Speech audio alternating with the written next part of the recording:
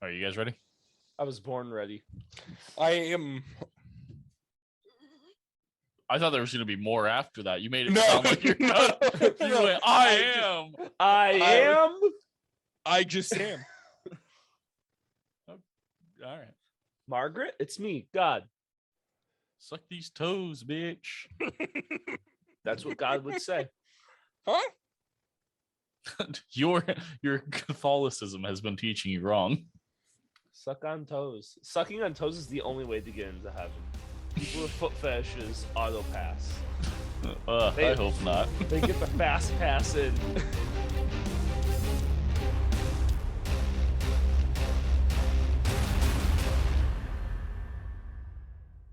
Welcome, everyone, to this new episode of Drunken Jurors on this fine Monday at some point.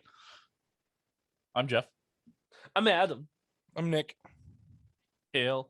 Yes. I am so... Oh, we'll get into it in a second.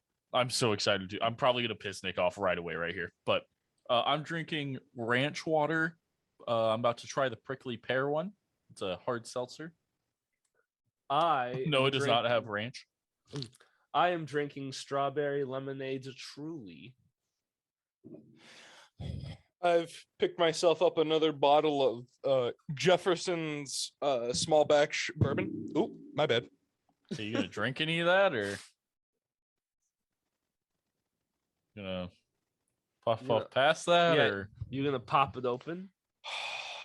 We Nick, it's like a slippery to drink slope we're with going Nick, down. Cause Nick is our mate, and when we drink with Nick, he gets it down in 8, 7, 6, 5. I'm not prepared for this. 3, 2, 1. Really, Nick didn't even start drinking until he was supposed to be done with it. So it's your first time tasting it. Why are you so scared? This is the first time I've drank in like 3 weeks. Perfect. Nick, Jeff specifically requested that we be drunk for this episode going into it. Well, hold on. I think I know what's gonna make Nick drink. All right, so when we're recording this compared to when it comes out, because everyone knows these aren't live. I've made that clear multiple times. So we're recording this. Unlike the podcast, which is live. Yeah, which comes out live. 11 a.m. Bi-weekly, on a Monday. So the last episode of Jury of Drunken Opinion that we did, or not Jury of Drunken Opinion, DJ we did that wasn't, the recent update of the Blackhawks, was Stephen McDaniels. And Nick and I got into the talk about the death penalty and why we're both for it, 'cause certain people just don't deserve to walk this earth. So today we are covering a case of a man who was probably above 90% chance that he was innocent that got executed. We like to drink with Nick because Nick is our mate. And the more I go through, so how I'm going to break this down is we're going to break this down into the testimonies of his trial and going through a little bit piece by piece of exactly what happened, or at least according to other people. And then I'm going to explain to you how this man should not have died. And you're going to get real fucking upset. You don't know that. I'm in a good mood right now. You'd be better if you were drunk, though. We'll come back to that at the end of the episode. We'll come back to that. So we are talking about the case of Cameron Todd Willingham. But this happened. What's his name again? Cameron. Oh, I thought you said Camran, and I was like, Cameron. That's a weird name. I thought you were saying Cameroon. Hold on, wait till we get to the names of his daughters. Cameron Todd Willingham. He was found guilty for arson that killed his 3 daughters, Amber, Cameron, and Carmen. The twins were named Cameron and Carmen. Yeah. I respect it. I respect the commitment to the game. It is a bold play. I respect the audacity. It's a bold play, Cotton. Let's see how this plays out. This fire happened at 1213 West 11th Avenue in Corsicana, Texas, by Dallas. This happened on December 23rd, 1991. And God, this is so bad. Is that This your whole- dog? Yeah, probably. If it sounds like a dog barking, I'm gonna take a wild guess and say yes. If it sounds like a bork bork. It's not my dog. It might be though. He gets it. Trevor? Sorry. If you name your dog Trevor, if you were to name your dog Trevor, I'd be so mad.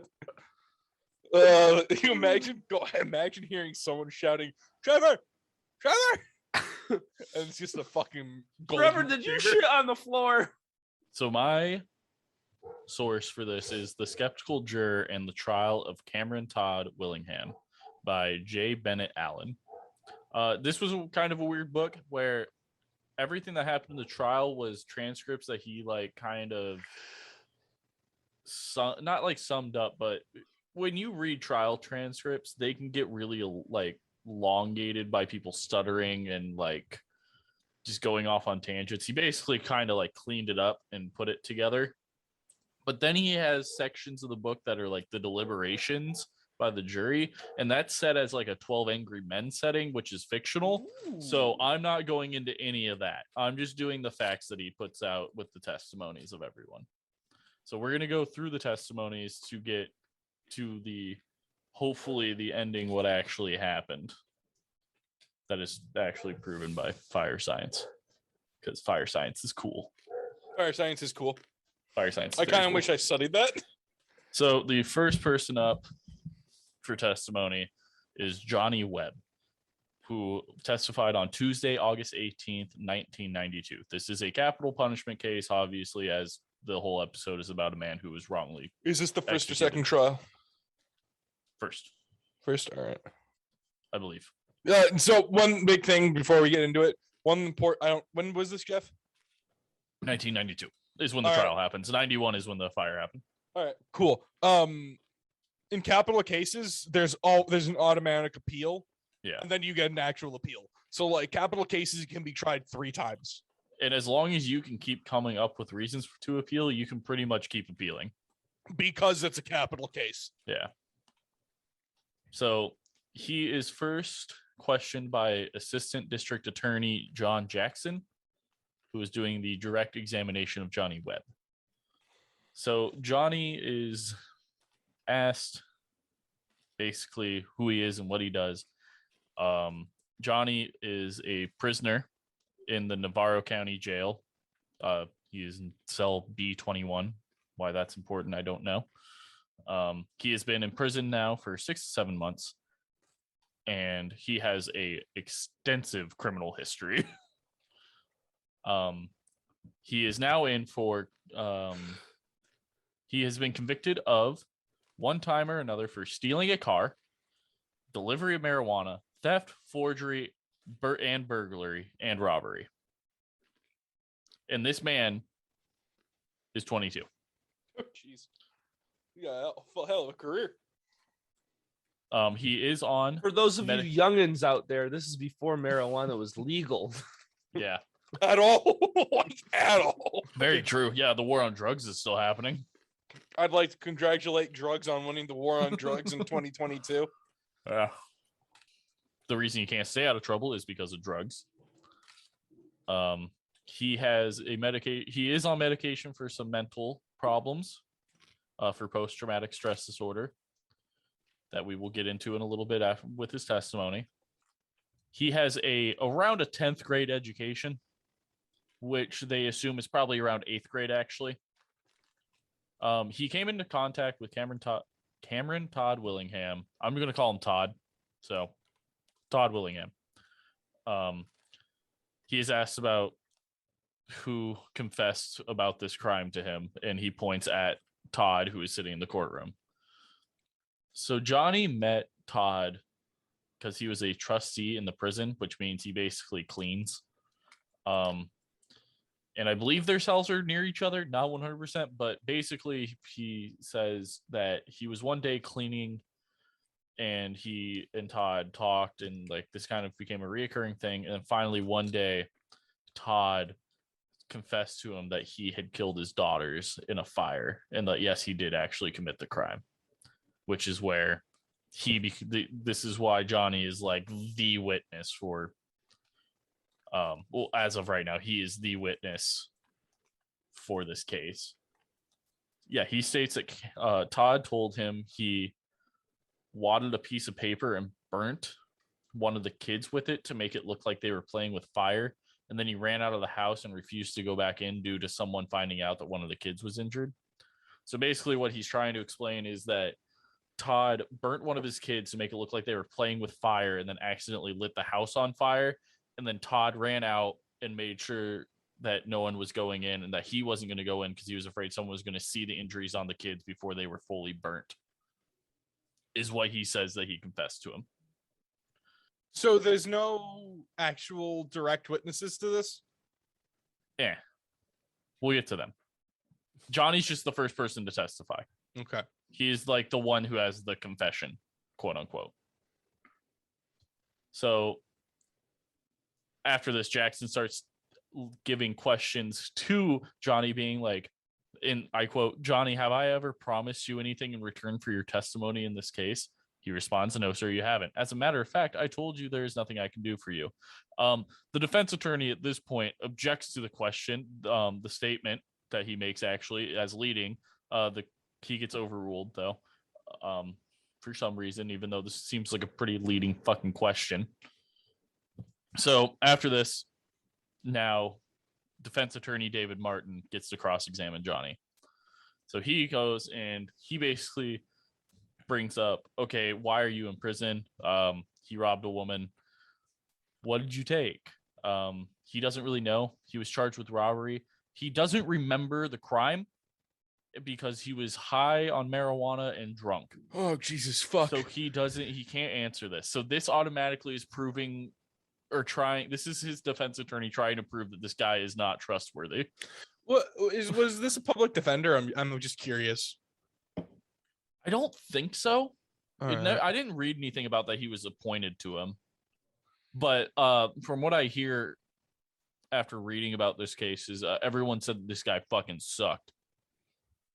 And we'll kind of see why later. He isn't the greatest defense attorney. I don't like how this was 30 years ago and it's 91. Yeah. I don't like that. Yeah. Nick, I'm gonna go need you to go fuck yourself for saying anything remotely close to that. Also, Johnny has been drinking and smoking marijuana since he was 9. Oh. We had to find that out. And then he asks if he's on medication. He says yes, and it's for post-traumatic stress disorder. Oh, Jesus, fuck. He says, he then asks him what the stress and trauma was about, and he says, I declined to answer that question in an open courtroom. You can't do that. Yeah, he can't. So that's when the judge informs the witness he must answer the question. And then he says, I was assaulted in the penitentiary back in 88. He was in the penitentiary at that time for 30 days for shock probation. Yeah. He was sexually assaulted and raped by an inmate. What the fuck, shock probation? I'm assuming it has something to do with shock therapy. All right. Rainbow buzz. Yeah, fun facts. You can't say no if you're not the defendant in fucking trial. Yeah. You can't plead the fifth because you signed up to be there. Yeah. You can't. The fifth doesn't only works if you there's a crime. He basically then starts asking him if he uses crack cocaine. He says yes. But, when he was out of prison, he used crack cocaine. He's basically just proving that this guy has mental problems and isn't the most mentally stable human being to be saying that he got a confession from someone. So he then brings up why it took him so long to report this, because he was told he was technically, quote unquote, confessed to over a month before. And he had brought it up to one of the guards or someone in the prison. And after a week, and he was like, do you want to report this? And he's like, no, I just don't know how to handle it. So he sat on it for 2 more weeks and then was like, yeah, I mentally can't hold this information and be okay with myself, and then reported it. And that's how they got to this point. This feels a lot like Shawshank. He then asks him if he remembers the visit from the FBI he had. And Johnny says, I've never talked to the FBI. And then did he though? He brings up a statement they're like the defense attorney brings up a statement where yes, he had talked to Fuck. the FBI. Oh my god. Now it goes back to he passes the witness, so John Jackson gets to go back at him, and John Jackson asks him about the sleeping pills that he was giving Todd, because apparently Todd was having a tough time sleeping in prison because of all of the mental problems he was having, because he has the weight of him killing his own daughters on his mind. So he's been getting sleeping pills from Johnny, is what he's saying. Jesus Christ. He then asks if Todd threatened him after he told him about him killing his daughters, and Jackson brings up the statement, that the original statement that Johnny wrote, because Johnny says no, he didn't. And he says, well, in this statement, you said he did. And then he says, yeah, he did. So then he goes to David now gets to recross him, where he's like, so why did you change your statement, or why are you changing your answers after the prosecutor is literally showing you things, and more wild shit of just getting thrown around. It's wild. Yeah.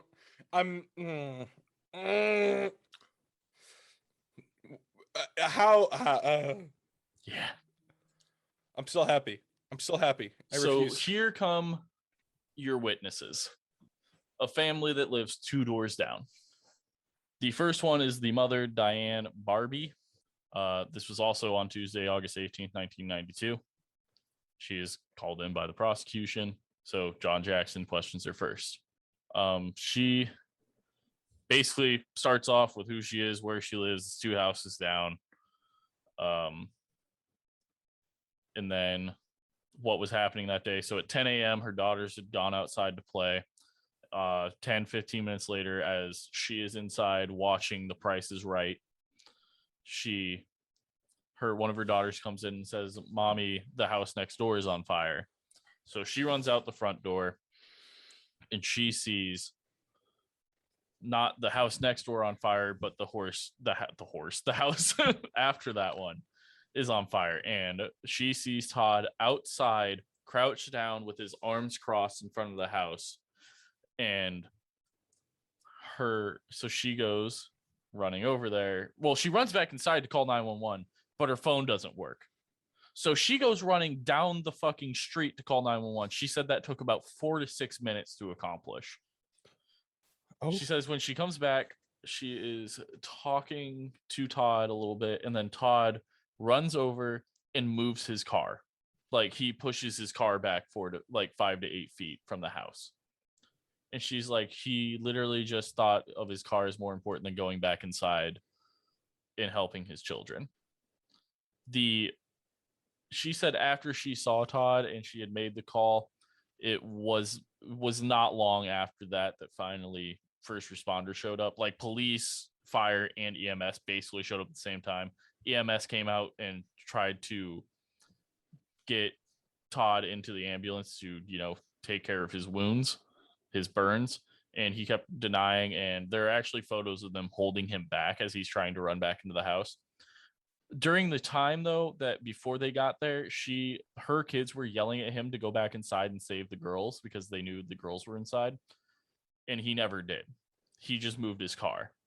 And she also says that there was no screaming, nothing. Like, he wasn't yelling or anything until she came outside and he saw her, and then he started yelling, "Someone help, someone call 911, my daughters are inside." So, leaning towards, okay, we think this is arson. He did this deliberately. And then she talks about the next day after he gets out of the hospital, he comes back after finding out that his daughters are dead, that he showed up, was listening to music, and there was a couple other people there, and he was worried about like a dartboard in his house, getting a dartboard back. And then him and his wife came over to her house. Oh, while he was inside with his wife talking to the neighbor, Diane, he told his wife that he went back inside to try to save his daughters, which she had never seen. But remember, she was gone for 4 to 6 minutes, running down the street trying to find someone with a phone to call 911. I guess For- cell phones for- weren't a thing yet. Yeah, I was gonna say for those young listeners, cell phones didn't exist then either. So you had to go find someone with a home phone or a car phone, which both were on wires still. And no one had car phones. Yeah, only rich people had car phones at the time. And this is Dallas, Texas. He also told her, this is all while Jackson's questioning her. She also says that Todd had told her that he had been woken up to Amber yelling that the house was filled with smoke, and then he ran out the back of the house. Apparently did not try to save his daughters at all. After she gets back and she was talking to Todd, they go to try to see if they can get to the girls. As they're walking to the house, it explodes and erupts with flames. Not like explodes, but it's called like a heat flash. Yeah, it's called like a flash something, but yeah. Backblast. No, it's called a flash. I can't remember. We'll get to it later. No, we'll get to it later. There's a whole. Don't worry. There's a whole fucking fire investigation thing here. But so that happens. All the windows blow out and fire starts pouring out of anything that's open, and so they can't get in. That's when at that point is when he moved his car back 5 to 8 feet. And how he looked, he was literally just wearing pants. Like he sleeps in the nude. So when he was woken up, all he could find was pants. Luckily, and then he went outside. So it took about 10 minutes total for the emergency services to arrive to this. Now there's the cross-examination. So Martin will now be questioning her, and he starts off by asking her if she was hysterical, which she says yes. Pretty straightforward to try to. Oh, she can't be trusted. She was hysterical. That was kind of like his go-to thing right there. Then he asked her if she had ever been close to a house on fire before. That's a wild question. Yeah. This is where I'm saying he's not the greatest defense attorney. He has some pretty dumb questions while cross-examining.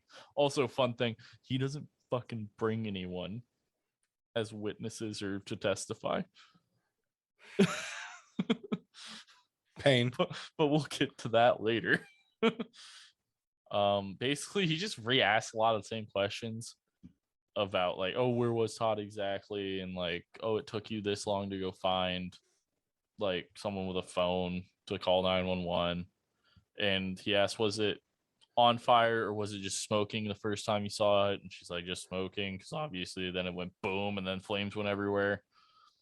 Then he was asking, were the windows already shattered by the time it exploded or when you first got over there? It was some weird questioning, basically. Not the greatest work I've ever seen in my life. But asked about like her hearing electricity popping, which is gonna happen when a house fucking explodes. She said she heard that when the house exploded. So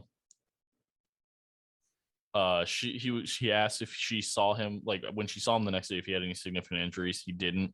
We'll get to it, but Todd's only injuries were he had a slight cough.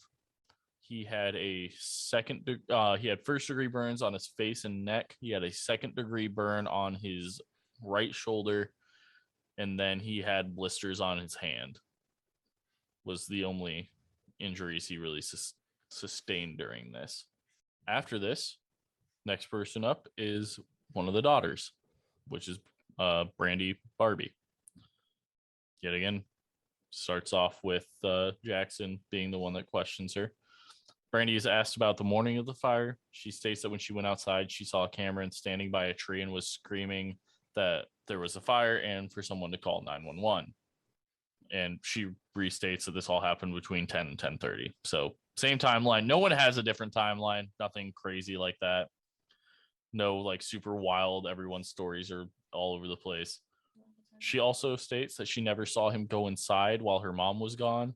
He did move his car and seemed worried about it, but he was still screaming after the trucks had arrived, like he was trying to get back inside.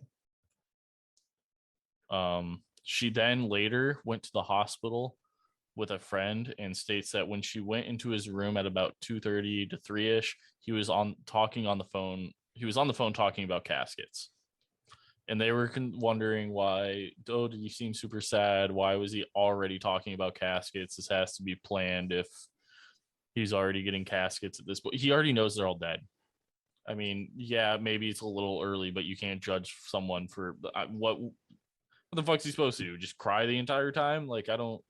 Yeah. They were pronounced.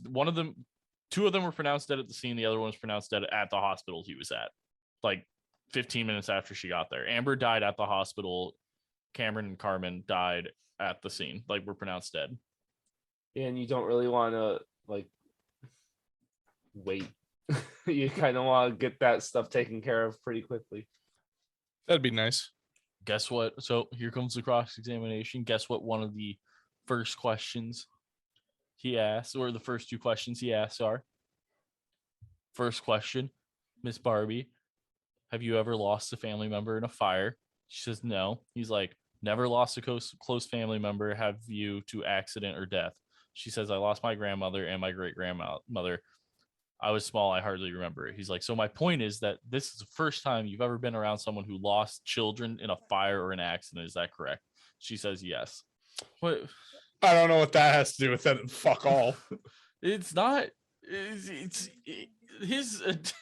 There's so many better ways to question something about what they say. I get what he's going for here with the like, oh, she does like everyone deals with trauma and the grief differently. I get that, and that's probably what he's trying to get to, but he went about it so poorly. Yeah. Like a fucking idiot. All right, so we can establish his defense attorney is also incompetent. Yes, very bad. All right. Glad we can Jackson, establish that. Jackson has some redirect, of course, because he's good at his job. Or at least maybe not good, but he's competent. So Jackson asks if she was present when he came over to their house the next night. She says yes. And he asked, did he make a statement about the babies walking the hands of the Lord? And she said yes, he said something like that. And she says, you didn't know where the children were in the house, did you? No, is her answer.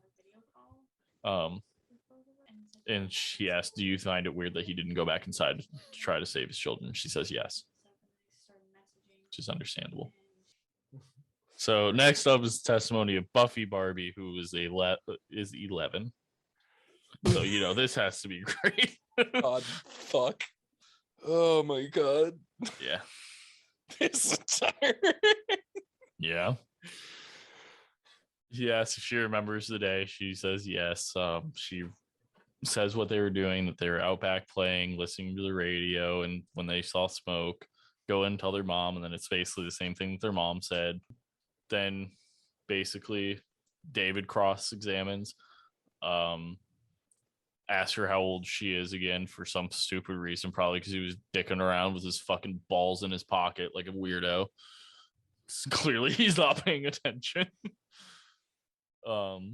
She just asked questions that don't have anything to do with anything. He asked if she saw Todd break the front window. She says she saw him break one of them, probably to try to get smoke ventilation, but who really knows? Who is it to judge? This person with zero fire training. Yeah. Oh, and the but days the before people the who internet? did the investigation apparently had zero fire training. Oh, joy. Passes the witness back. It's Jackson. Was the house on fire when you first went over there, or was it smoke? She just said there was a lot of smoke. Don't know what the fuck that had to do with anything. That was the only question he asked, and then that's the end of her testimony. Next, we get the firefighters and the first responders. Ronald Franks is first up. This is also still on the Tuesday. This is still all. I'm just gonna put it out there. The prosecution brings in all these witnesses. Fucking his defense attorney literally just sucks his own thumb the entire time, I guess. It's absolutely wild. He starts off with the normal stuff of asking him how long he's been, like what his job is and how long he's been there. He's a lieutenant paramedic with the Corsicana Fire Department. So I'd just like to say, after listening to the book on Jack Ruby's trial, I'm happy to know that Texas law didn't change over the course of 30 years. No, it's so bad. We'll get into that too. It's great. Yep. Fuck, Texas, you got so much going for you. Fix your fucking legal system. Ron explains that when he got there, the house was on fire and what it looked like. and that he got a line attached and started attacking the fire that was involved in one room. They say it's involved in one room a lot. The main bedroom at the front of the house is where the fire is mostly at that they deal with. It does spread, obviously, but that is where it's started, quote unquote, and that is the whole. So he's attacking that fire, and then when he gets some of it knocked out, he is instructed to get an air pack on and go inside. So he does that. He went in with a line, but he got hit by another line shooting through a window on the side. So he went back out, dropped his line, and then went back in. He describes what he saw when he first went in. First pass, he did not find anyone, but the crew got most of the fire down. So, but there's obviously still a lot of heat because it's burning hot coals, and obviously a shit ton of smoke. He went into the kitchen. When he went to open the back door for ventilation, there is a refrigerator in front of it. Wait, what? Yeah, so this is where things start to get kind of skewed, and like you don't really know what the fuck's going on. He passes by that. He goes back out. He asks Todd where the kids are, and he points to the room that was fully on fire. Ron searches all rooms, but when he gets to the involved room where the twins were, he finds the twins laying on the ground, burnt beyond survival. Oh. This is quote unquote the origin of the fire. Like this is where it is the worst. David goes to cross-examine him. When he first saw Todd, he asked if when he first saw Todd on the scene, was he there? He says, Mr. Franks, when you first saw Todd at the scene, you were not examining him for the purpose of diagnosing smoke inhalation, were you? He says, no, sir, I wasn't. He's like, you were in a hurry? He says, yes, sir, I was. Because the whole thing about this is, oh, did Todd suffer from smoke inhalation? Because that would mean that he was in the fire longer than, like, probably trying to save his kids. Why that really matters, don't really know. So that's the end of his testimony. Next up is Stephen Van Diver. He is employed for the fire department also. He starts to explain his day there. He repeats most of what Ron says about arriving at the fire. I mean, pretty similar. They're both there at the same time. He then talks about how the floor being on fire was difficult and more dangerous because, most fires, heat rises, most flames are on the ceiling or on the walls. This fire was on the floor. Like, it was super hard for them to walk in because the floor was on fire. Which makes you immediately think accelerate. Yeah. In my peewee brain that knows nothing about fire, that's how kerosene works. Yeah, so Steve then goes through and does a search also, and he finds a body in a bedroom on the bed, and he takes her outside. This is Amber. Amber is the one that gets rushed to the hospital and is pronounced dead at the hospital after they try to resuscitate her.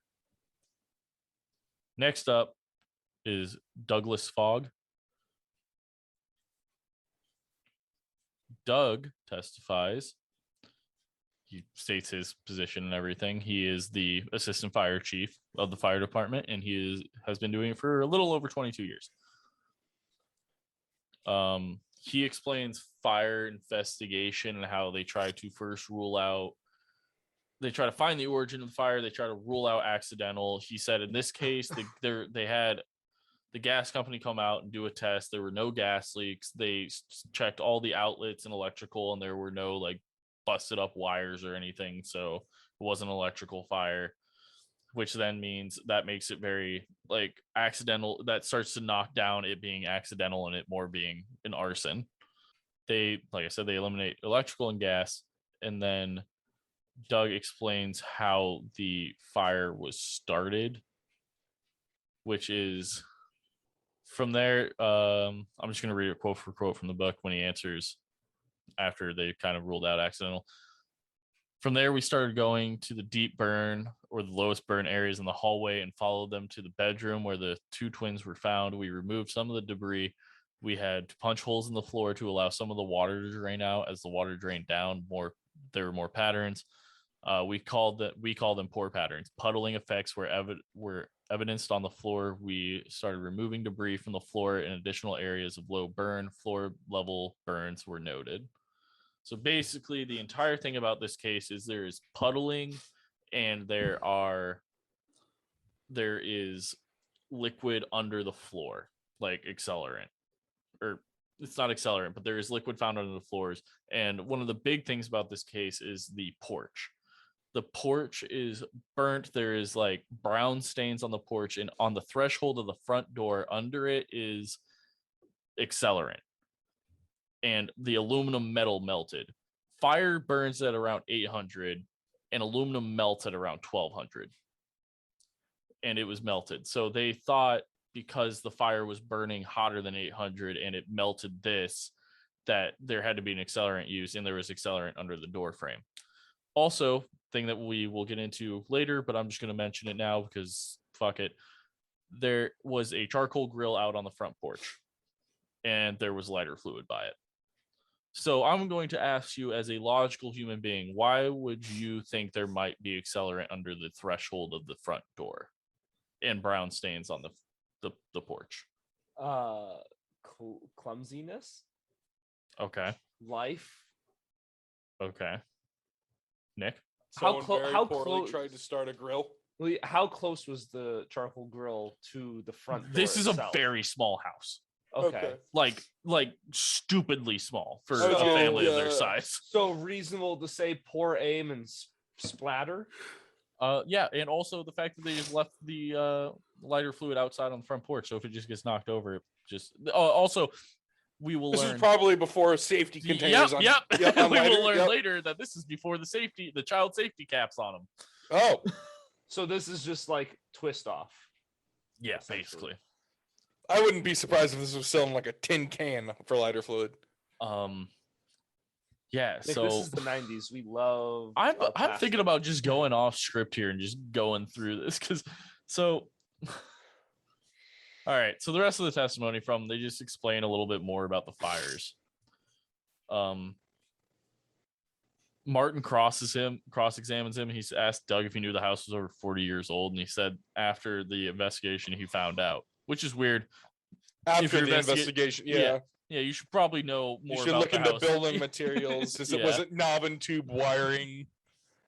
He then asked Doug about if something else could have caused puddle patterns, and Doug says yes. Okay, so accelerant doesn't just cause puddle patterns. Wild. Whatever. We're gonna ignore that though, I guess.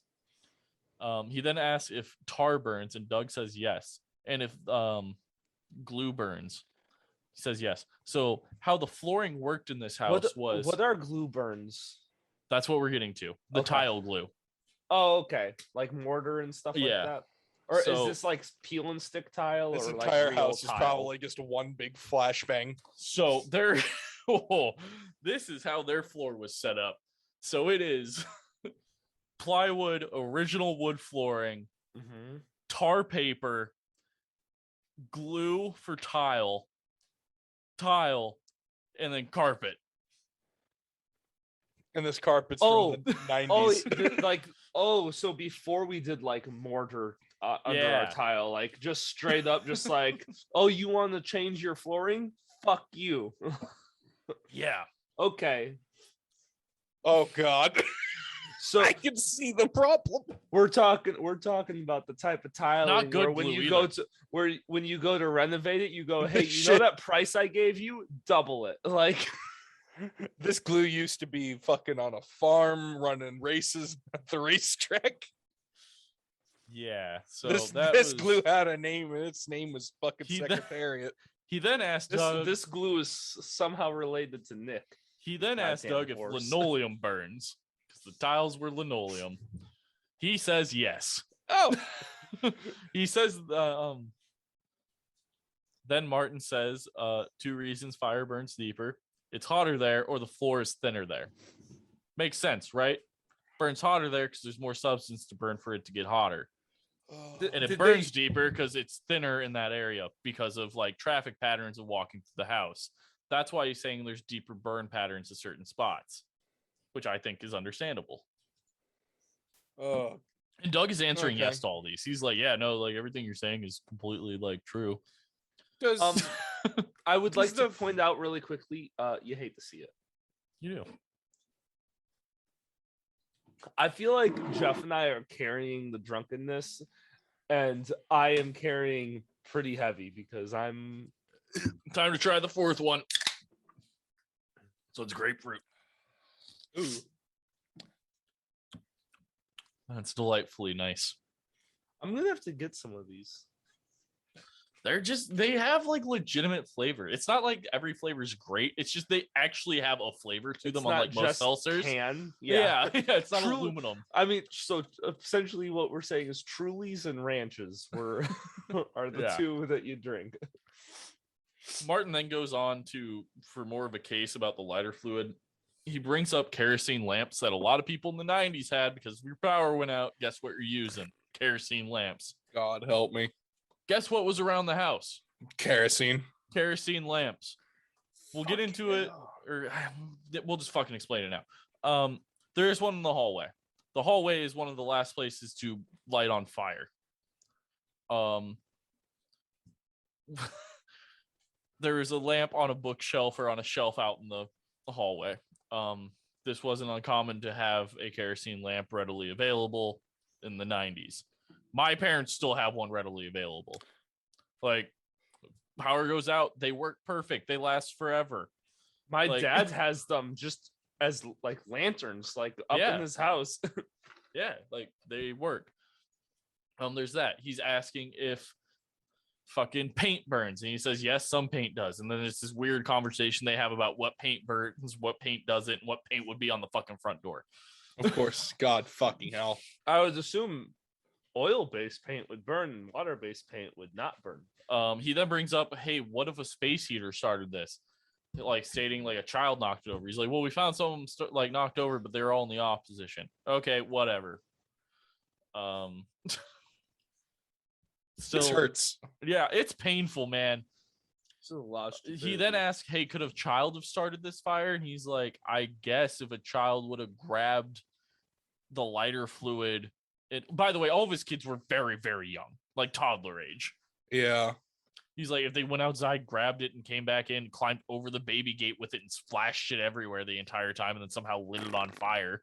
Oh, this hurts. Shows your face, Ferda. Okay. They basically go back and forth, questioning him a lot about the tile and just random little things. So next up is the testimony of James Palos. He is the fire marshal for the Corsicana Fire Department. So he comes out and does like the investigation. Basically asking why the fucking doors were burnt, really. Then Martin crosses him and why. Well, he also asks, like, do you believe it was accelerated? And he says yes. So he passes a witness. Martin cross-examines him. And Martin lists all the other samples James took at the scene, and that the only things that came back with accelerants were the lighter container and the threshold of the door. So there were no other accelerants found on any of the samples throughout the house. So fun. And then Martin brings up how the accelerant was kerosene because it wasn't gasoline. It was kerosene that is found in lighter fluid or used in house lamps and readily available to anyone. Now he's bringing up, oh, what if like a kid knocked it over? Type of a thing. Mm-hmm. Then they bring in the nurses or the people that saw him at the hospital, basically just asking him how he was at the hospital. They explained the burns and like his injuries, like I already did, which was like, they're like, did he have smoke inhalation? They say no. There was soot found in his nasal passage, which shows that he was in the fire, but he didn't have enough like carbon monoxide level percentage to be classified under like the whole, oh, it's smoke inhalation.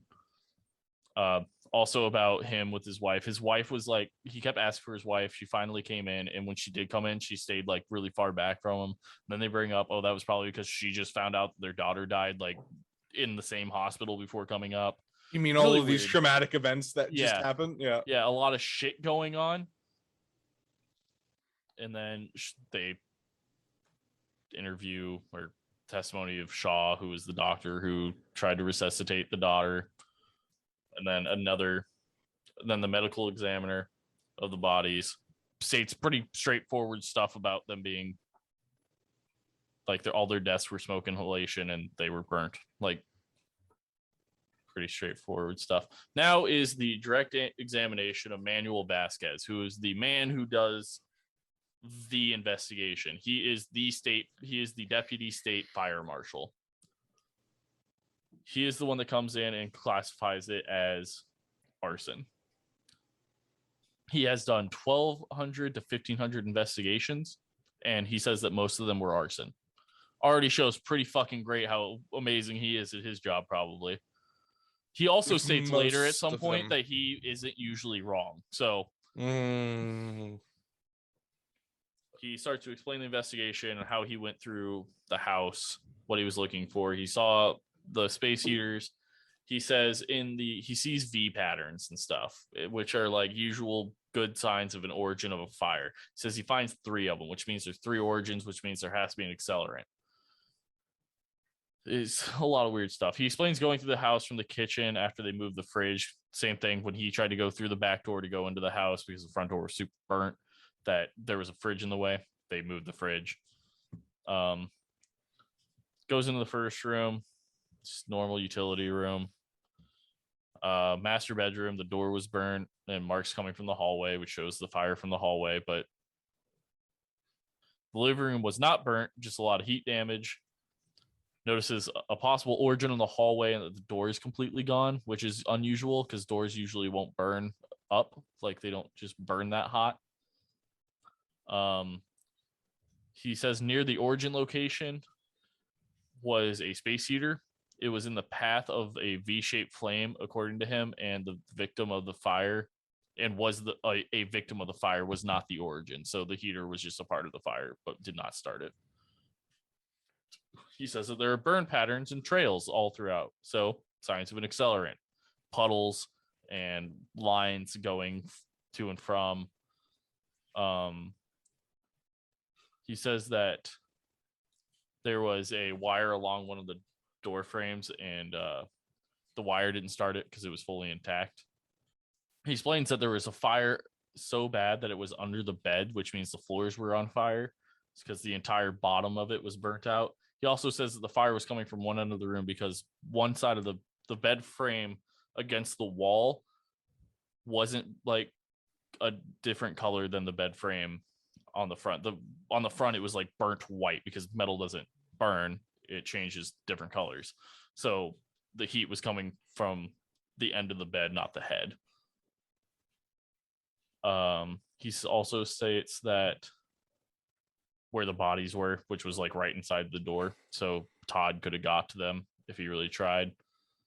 He states that they pressure hosed off a bunch of the area and that when they did that, it was still saturated with a liquid, which means there had to be an accelerant, but they couldn't tell what the liquid was.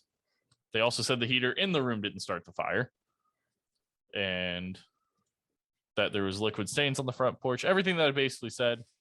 And he says that the reason the front door was lit on fire was to stop people from running out. How can they tell, like, if there's a liquid on the floor, how can they tell that it didn't start, like, the start of the fire versus, like, just something being on fire? Like, how can you tell I don't know about it nowadays, but I'm assuming back then they just kind of fucking assumed. And we'll get to that later. There's a part at the end of the book that I was reading where it's like back then a lot of it was just fucking assumptions. Because yeah, like an accelerant, like if you poured lighter fluid everywhere. By the way, it's called a flashover when it. Yeah. Okay. I was fucking. So if you pour lighter fluid everywhere, and then like right here in front of me, I drop a match. I mean, that's a starting point, but also within 1 second, the rest of the lighter fluid is going up in flames. Like, I don't understand how. So burns. It's because it burns hotter. It leaves a different pattern and a different like stain. But like, because accelerants burn hotter than what wood would.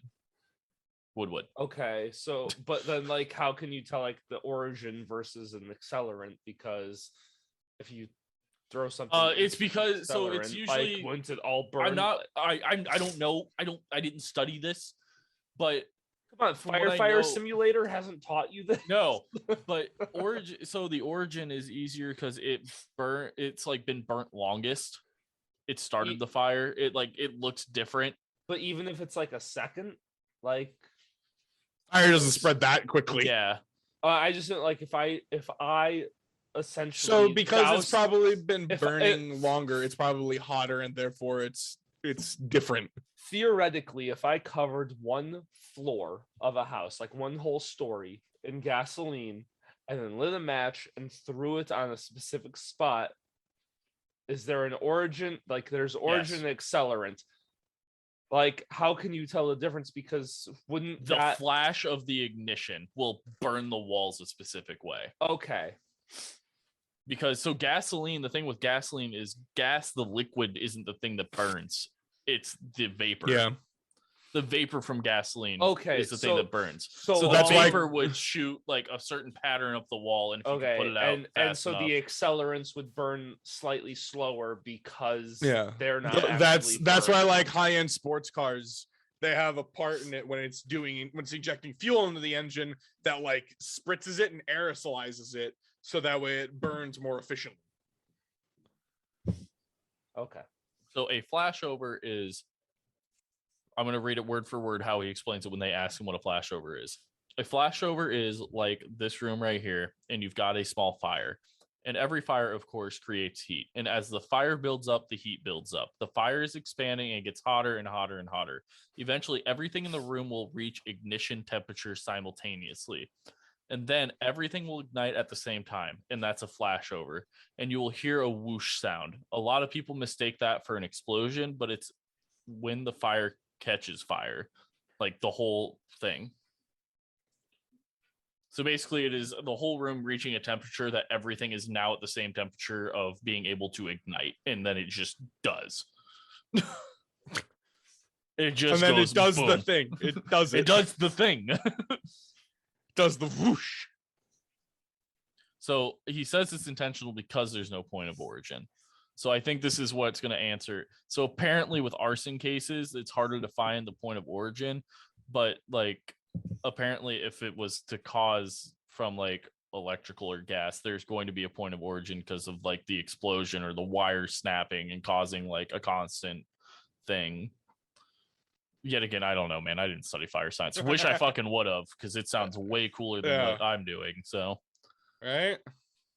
his opinion was first the front bedroom caught fire, and then the hallway, and then the front door was third. So he's basically saying the front room, and then he poured accelerant out through the hallway and then through the front door. And everyone yet again states that it's weird the floor was hotter. He also says based on the configurations of the puddles that were created, it had time to soak. So that means that the liquid was poured and then time passed before it was actually lit on fire. Vasquez also talked to Todd, and then he told the court that it was all lies because his story doesn't match the burn patterns, because this man gets to decide that. He also says that Todd's wounds were self-inflicted. And then he's asked if he should have more injuries. He said, yeah. And then he's asked his opinion on who started it, and he said yes. Or it said that it was Todd. Yeah, he said yes. Jesus. Sorry, I'm reading a different part that says yes. So the reason he gets Who do you think to- started it? Yeah. Yep. So everyone else who testifies doesn't get to give their opinion on what happened. They get to only state the facts of what they know, like what is the truth to them. Who He started gets- it isn't an opinion. Well, he gets to give opinions because he is Nick. What do we call them? He gets to give his opinion because he is the Expert witness? yeah. Yeah, Nick, he's called in Nick, because say it again, but like you actually knew the answer. We call those the expert witness, Jeff. yeah, there you go. He says that if he didn't start it, there's no way he could have got out without serious injury. And then here comes the cross-examine. This is where Martin asks if he's ever been wrong about a conclusion he's made. And he says, not usually, no. Also, this is And then Who's, Martin like- basically just does the whole brings up the fucking goddamn kerosene lamps again. Like, how, like, this is the person that makes the decisions of what happened. So then who would decide that he was wrong? Like that like doesn't he decide himself whether he was wrong or not? So have you ever been wrong about a case? No. All right. Like I've been incorrect. He eventually they go back to a redirect. He says that the cause of the fire was to kill the little girls. Like that was the whole point of it. Also, if you're wondering where Stacy is this entire time, who is Todd's wife, she had left to pay the gas and the electric, or the water and the electric bill, and then went shopping for Christmas at the Salvation Army. They were dirt poor. Yeah, it was the 90s. People, I'll just get into it now. The thing that kind of throws a lot of weird things, Todd has a pretty decent criminal background, and he was she denies it, other people say it, he was abusive to her, and that he was kind of like just not the greatest human being because he had a criminal background. Was that allowed into the trial?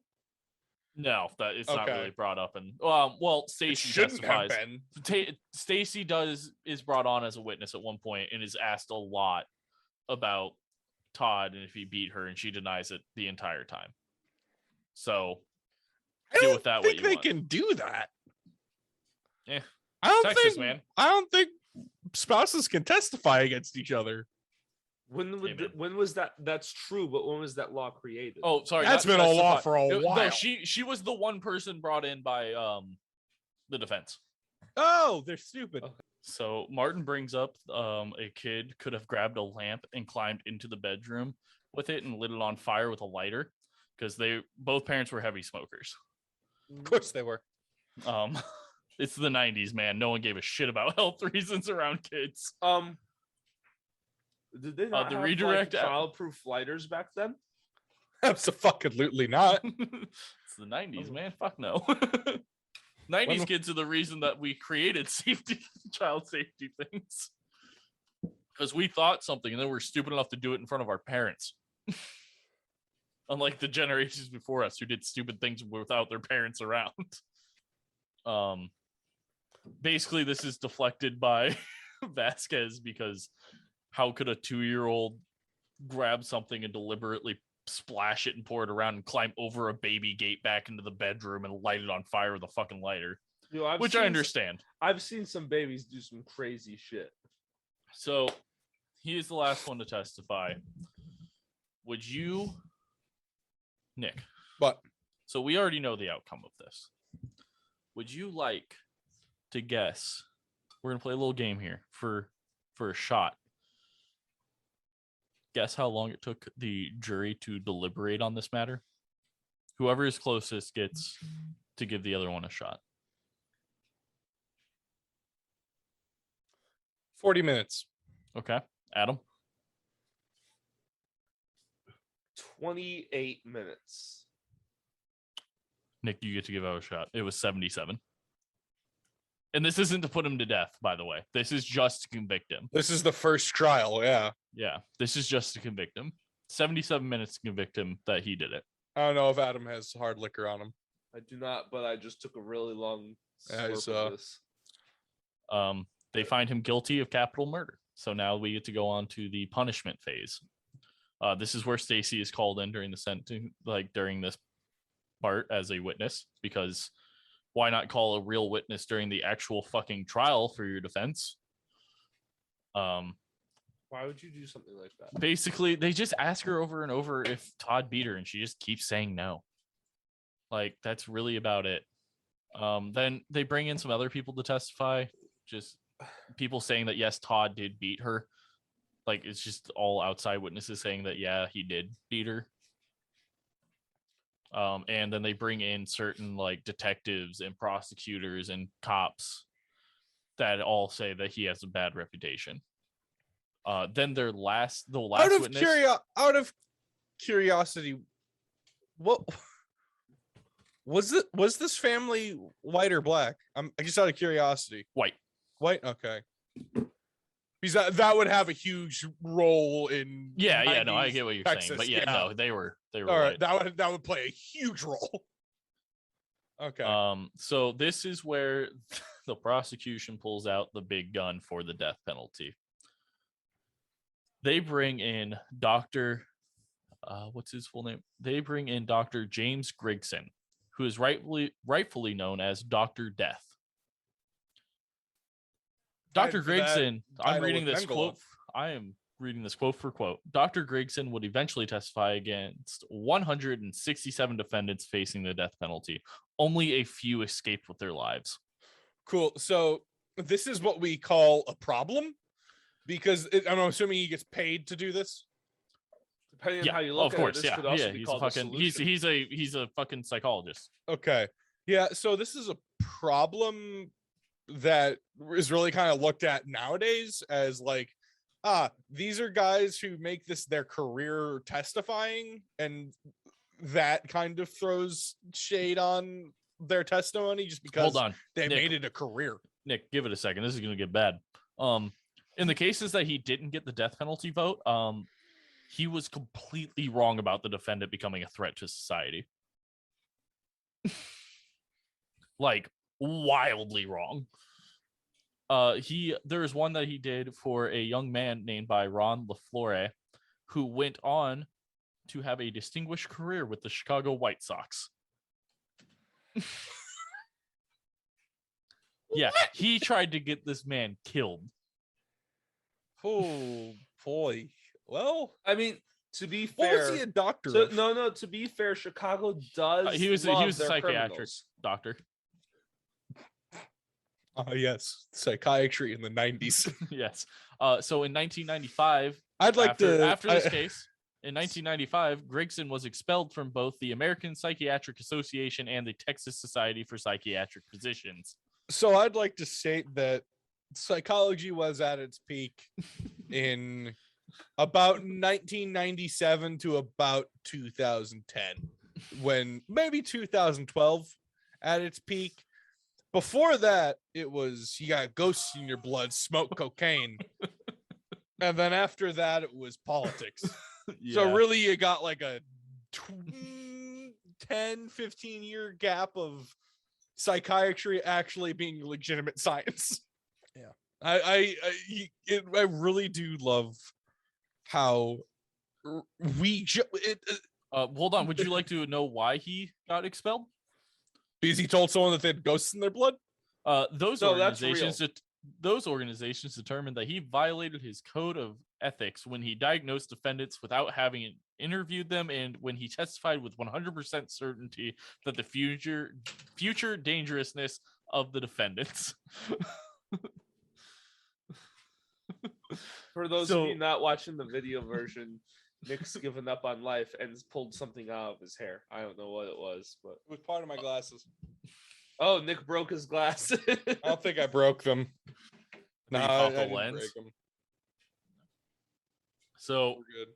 for those of you wondering, you can't Do that. This is the wonderful thing about the American justice system is someone might you might think someone might be a threat to society, but if they didn't commit the crime that they are being tried for, you don't get to put them in prison because you think that they might commit a crime. This is like Minority Report without any of the technology. Minority Report is also bullshit. So, would you like to hear his explanation of psychopathy? Oh God, this is gonna be fun. Yes, sir. Oh, A psychopath is a slang term for antisocial personality disorder. It has previously been called a psychopath, a sociopath, but it means an individual that does not have a conscience. Their only interest is in their own self-gratification and pleasure. They're repeatedly breaking the rules. They con, manipulate, use people. They have disregard for other people's property. And then the more severe form are those individuals that have disregard for other human beings. And then he's asked if this type of behavior often manifests by persons repeatedly committing crimes. Yes, sir, it is. That's typically classical. With regards to persons who fit into this category, have you found that there is any substantial hope of rehabilitation of this type of individual? After that individual has gotten past their late adolescence or into young adulthood, if they have been involved in any type of violent behavior, there's nothing that's going to change that. Oh, Christ. If they have not been involved in violent type behavior, then maybe 95% of them at age 30 will go ahead and start conforming to the law. I love that we have a psychiatrist that doesn't believe that people can change, because isn't that like their whole shtick anyway? Kinda, yeah. Yeah. Also, to be fair, psychopathy and sociopathy are not actually in the DSM. So, like, technically they're not actual diagnosable terms. Well, he does his whole testimony. And then the defense brings Stacy back in because, why the fuck not? And then they have the really shitty defense closing, which is, and I quote, "I want you to understand that we have brought this man's family, and we had a host of relatives and families, and they are not the most educated, the most articulate, or the most knowing, but they are the man's family. If a man's family won't come and stand up for him at trial, and if a man's family won't speak good for him, who will?" So they call this family stupid. Yeah. Oh, great. Love it. Fucking hell. So now we're going to get into the fires that we'll be wrapping this up. I'll try to go through these pretty quick. We're going to get into the fires that happened after his that also had like similar aspects to them that actually caused fire science to evolve and could have saved his life because it should have. Jesus Christ, I'm drunk. We're getting through it. So there's a fire that happened. There's a fire that happens at Lime Street. Don't know exactly where that is, but this it intersects with Lemon Street. Yeah, you get it. Sprite Ave. So Gerald Lewis was being charged with capital murder, and he was defended by a public defender named Pat McGinnis. But Pat McGinnis knew a few things about fire. One thing McGinnis knew was that fire scenes had to be investigated as quickly as possible. Guess what didn't happen in the Willingham case? Oh, when was this thing fucking in? 3 days later after Christmas. Crime does take the holiday off. Oh my god. Plenty of time for all the water to soak in. So also the same thing was brought up of, why didn't he try to go get help for his family and blah, blah, blah. He fucking did. He jumped in front of a fucking car in the moving car and he was pleading for help. The driver said that she was late for work, didn't have time to make the call and left. They tracked her down. When? This is what happens when you have a good fucking lawyer. And this guy's a public defender nonetheless. He is a public defender. Wait, is this a second trial? This is a different trial. This is a completely different situation of like similar circumstances. Okay, this is a separate case. Okay. Yeah. So this is how Lime Street proved Vasquez wrong. Puddle patterns were proved wrong. In the unaccelerated Lime Street fire, the flashover in both the living room and hallway created burn patterns that were visually indistinguishable from pour patterns and puddle configurations. There were low burn marks. The burning under the bed was also disproven because in the unaccelerated Lime Street fire, the radiated heat from the flashover was sufficient to ignite the carpet under the sofa, which caused it to burn. The floor being hotter than the ceiling was disproven because heat rises. So when I found that the floor is hotter than the ceiling, that's backwards, upside down. It shouldn't be like that. That's what Vasquez said. The only reason the floor is hotter is because there was an accelerant. That's what Vasquez says. In the unaccelerated Lime Street fire, the radiated heat from the flashover was sufficient to ignite the floor along with almost every other area and item in the room. And then he says, to an improperly trained and unskeptical eye, the room might look as if it had burned hotter on the floor than the ceiling. This is all because of the flashover. Oh. They then disproved the multiple fire origin areas because of, yet again, the flashover. Burn trails were disproven because of the flashover. V pattern disproven because of the flashover. It's everything just gets disproven one at a time. So you want to know what happened in October 20th, 1991, 3 months prior to this fire happening that could have also helped? The Oakland fires. 25 people died, injured 150 people, and nearly 3,500 homes were burnt and lost. Investigators found similar things in these homes that could have saved his life. They went back and studied them, and they had the same things. They found out that the Oakland homes burnt hotter than 800 degrees Fahrenheit. So that disproved what Vasquez said. Also, Vasquez died five months after this trial. From what? I think a heart attack or old age or something. Incompetence. Bed frame was disproven. That just the flashover yet again could have caused the bed frame to be different colors. It didn't. It really didn't change anything. Yet again, the multiple origins was disproven again. How wrong Vasquez was they proved him to be speculating and lethally wrong. And then there is Gerald Hurst. Gerald Hurst is the country's most distinguished fire investigator. He would do investigations and testify in trials pro bono, would not take the money, because if you actually wanted to pay for him, it would have been so stupidly expensive that no one could afford it.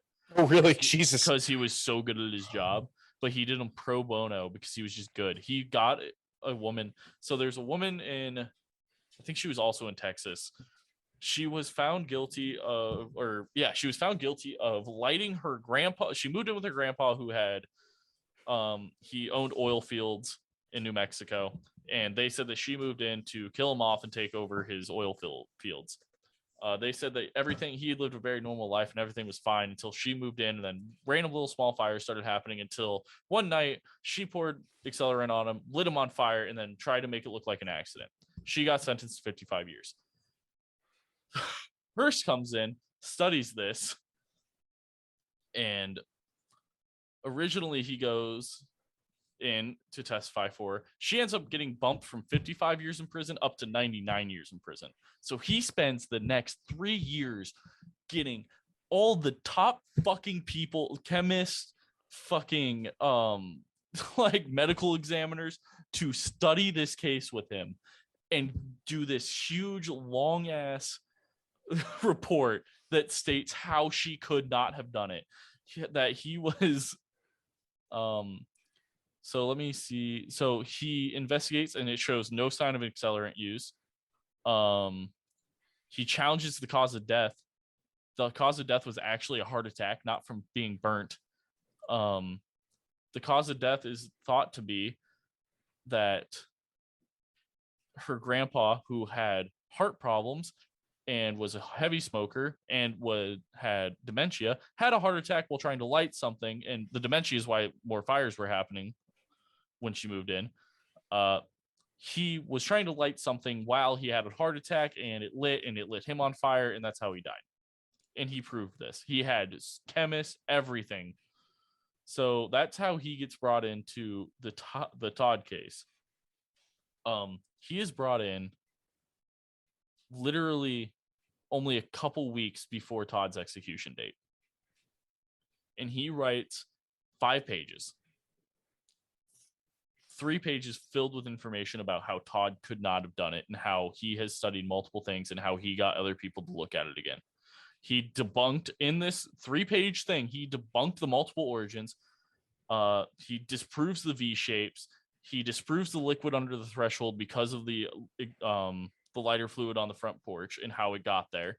And that the brown stains on the porch were from the fire hoses because they typically leave those after being left on cement.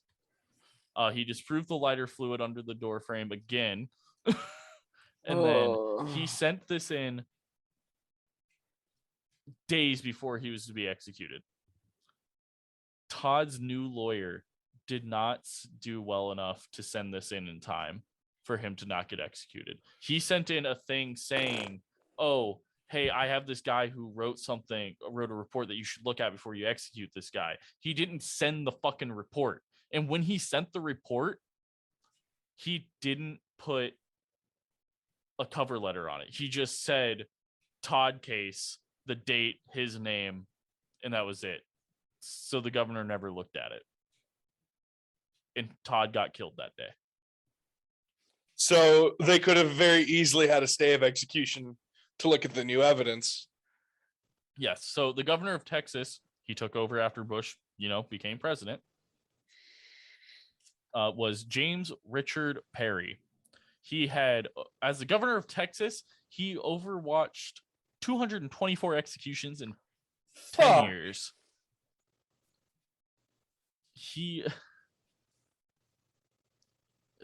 It's just bad. So his attorney sent it in and misworded things. Like he just didn't make it seem urgent enough almost. And the report got there too late. Like, because he didn't yet again make it look important enough.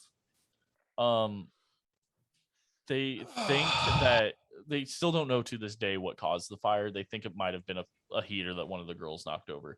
Because supposedly what happened was Stacy left that morning, and then Todd was woken up by the twins crying. So he woke them up, gave them bottles, and set them out of their cribs to play. And he went back to sleep, but he put up a baby gate. He thinks that they think that they might have knocked over the space heater, and yet again, there wasn't that safety function on them back then where if you knock it over, it shuts off automatically. So, and that's basically it. There's been a speculation about Stacy now says that he did beat her and that that he confessed to her right before he was to be executed, that he did kill them, but no one believes Stacy because Stacy has changed her fucking mind like 400,000 times and never has a straight story for fucking anything anymore. So no one really knows about that. So there is a very high chance that Texas executed a innocent man. Yeah, an innocent man, which apparently that governor is known to have done before. That there were people who like pled their innocence on as their last like thing. Like they pled their innocence. They broke it down as like there's the three type of people: the people that confess, the people who plead their innocence, and the people who just like die. Oh. Would you like to hear the saddest thing? Oh, yes. God, what?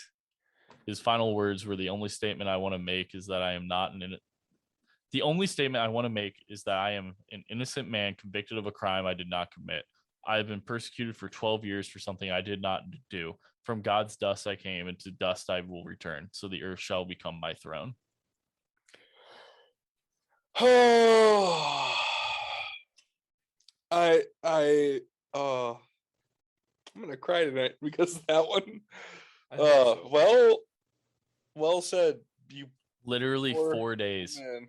4 days could have literally saved this man. Oh, that's depressing. Thanks, Jeff. Hell yeah, brother. That's what I'm here for. Thanks, man. I can't wait till we go back to the Drunken Jurors where we all do research so I don't have to do all this again. Yay! Yay! Fuck off. Well, do you guys think he was innocent or? I don't know, man. Probably. I Oh, no, 100% think he was. The guy who's never wrong said he was guilty. So, and the doctor of death came in and also concluded that he was guilty and a sociopath. So I still, it's gonna sound bad. I still think the death penalty should be around, but yet again, I think there should be a better way of going about it. Yeah, like having multiple cooperating competent witnesses, having actual physical evidence. Maybe not having public defenders do capital cases. Yeah, but that would be right. You know, if my life's on the line, maybe a dude who's not living out of a fucking condo to fucking defend me. The small things. All right. Yeah, him in his studio apartment up till 4 a.m. every night, fucking jerking off and trying to study my case. Sorry, that's a shot at public defenders. I don't actually know anything about lawyers, so I'm sorry if that was a shot at lawyers. But if you do jerk off and stay up till 4 a.m., then hit us up. Don't talk to me. I don't like it here anymore. You will be exclusively talking to Adam in that situation. I'll have you on as a guest. So that is the sad, sad case of Cameron Todd Willingham. Did you forget his last name there for a second? No, I'm just trying to see how I want to wrap this up. So thanks everyone for listening. If you go down to the description of this episode, you will find our link tree. In our link tree is all of our socials medias. I've been drinking for a while. The socials of medias are all there. From the top link is going to be our Podbean. You go to the Podbean, you click become a patron, you can pay us money monthly. $1 tier, you get the Taskmaster specials. There's 2 of them. Wait, when does this come out? Maybe not. No, there's 2 of them. Yeah, when this comes out? Yeah. Yep. Okay, cool. There's 2s of them. And then you also get access to our Discord. At the $3 level, you get the unedited video podcast version of this. And then there are more rewards the more you pay us, going 5, 10, 15, and higher. Also, please rate us, review, anything. Fucking help us grow. Help out this podcast that you just listened to where Jeff slurred a lot of words together and talked about a very sad, sad story while Nick got mad and then I think is actually crying in his bathtub right now. He just got up and left during this outro. But yeah, I mean, outside of that, thank you everyone for listening. Thank you for the support. Nick's not here to do it, so Adam, I guess this is where you get to do it. Oh wait, hold on. In the arms of... Oh, I'll stop it before he has a chance. Yeah, let him get it. Get it. Nick, say the thing. Special zip standards. We don't. Nick, Nope, say a different thing. Oompa Loompa.